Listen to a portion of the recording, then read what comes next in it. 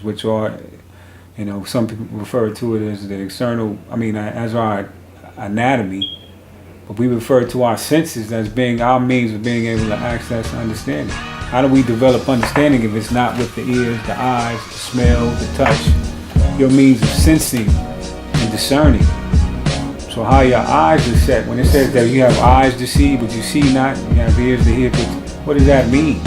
Because the setting of the eyes is based on where the values have developed and where your concentration goes because of where the values rest. You'll see value in that depending on where your level of understanding is of what is actually of more importance.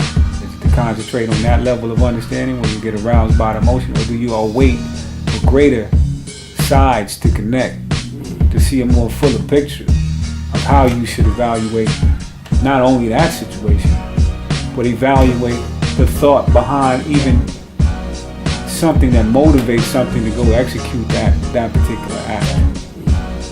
Because then it won't, like you said, if it's happened before and it will happen again, would you concentrate more on the act itself or the expression of the act, or more so what is the motivating thought behind that constantly creates these acts?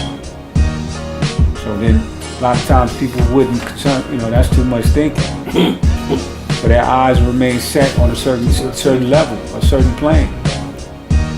That's too much for awaiting for the development of size, the development of perception. The development, when I talk about size, you're talking about perception. You're talking about how the eyes are met with wisdom. Of course, yeah. So when he says wisdom meets you in every thought, this means like how the perception of something, you're getting the full, or you're waiting for the full perception before you actually make a proper discernment or a judgment on something. The complete unfolding. Yeah.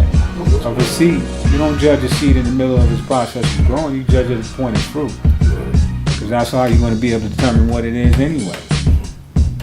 Without the fruit that's bare, you can't really tell what it is. So what I'm saying, at this stage, when you try to get emotional, you start to give the eyes, you invest the soul into a war at a premature stage.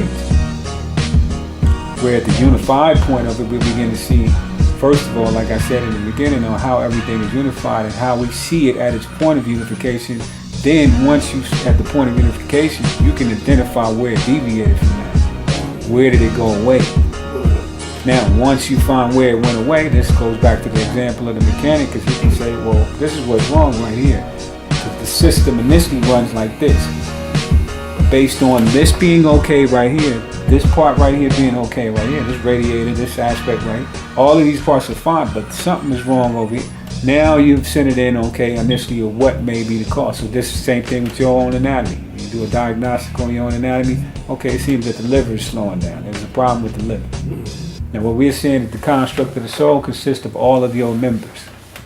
And your means of being able to discern your own state is based on being able to identify which part of yourself is still weakened